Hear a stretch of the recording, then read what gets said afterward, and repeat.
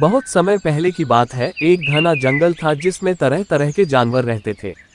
उस जंगल का राजा शेर था। शेर का नाम सिंघा था और वह बहुत बहादुर और ताकतवर था। उसके नाम से ही सभी जानवर डरते थे।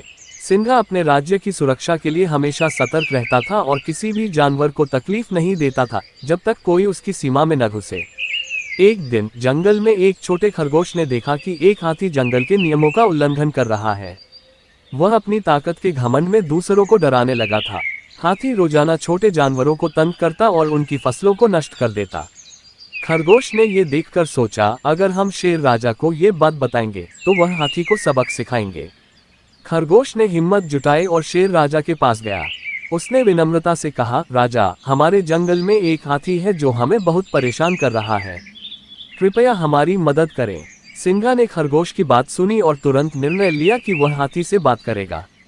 अगले दिन सिंघा हाथी के पास गया और उससे कहा, तुम्हारे जैसे बड़े और शक्तिशाली जानवर को छोटे जानवरों को परेशान नहीं करना चाहिए। ये जंगल का नियम है कि हम सभी एक साथ मिलकर शांति से रहें। हाथी ने शेर की बात को अनसुना कर दिया और अपने रास्ते पर चल दिया। लेकिन शेर राजा ने हार नहीं मानी। उसने अपनी गर्जना से पूरा जंगल हिला दिया और हाथी को चेतावनी दी कि अगर वह अपने व्यवहार में सुधार नहीं करेगा तो उसे सजा भुगतनी पड़ेगी। शेर की गर्जना सुनकर हाथी डर गया और उसने माफी मांग ली।